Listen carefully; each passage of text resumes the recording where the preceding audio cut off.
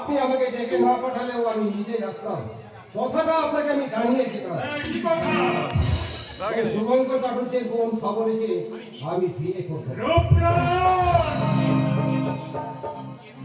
তুমি চেনো না আমাকে, তুমি জানো না আমার অতীত ইতিহাস, যার নামে এই সারা রায় এদিকে থাক থাক করে রাখে, যার খেয়াল খুশি হতো উত্তর করে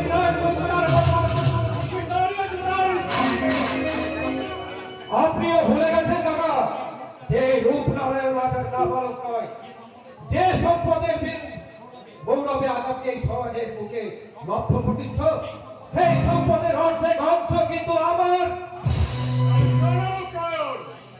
এই রায় বাড়ির একটি পয়সাও টাকা দেব না। কাকা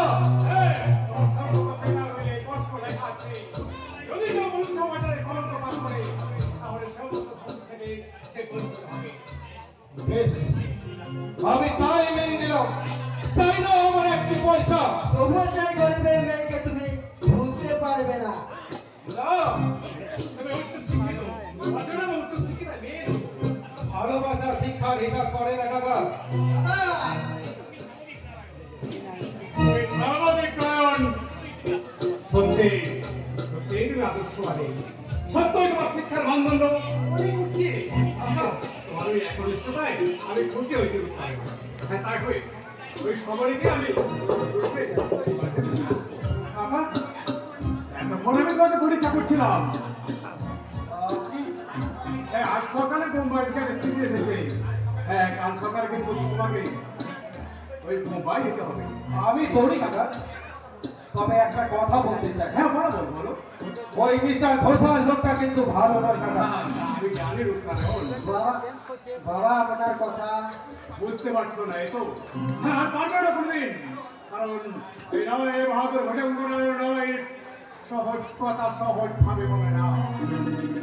আপনার উচিত মিস্টার ঘোষালকে পদচ্যুত করা, নইলে অদূর ভবিষ্যতে দেখবেন তারই শয়তানি চক্রে টুকরো টুকরো হয়ে ফেলে পড়বে এই রাজবংশের রক্ত দিয়ে গড়া এই শান্ত মহল্লার অট্টালিকা। দাদা, আর তোমাকেও একটা কথা বলে যায় টিপনারায়ণ, আত্মীয়ের দেওয়া বিষও ভালো, তবু অনাত্মীয়ের দেওয়া মধুও ভালো নয়। কথাটা মনে রেখো।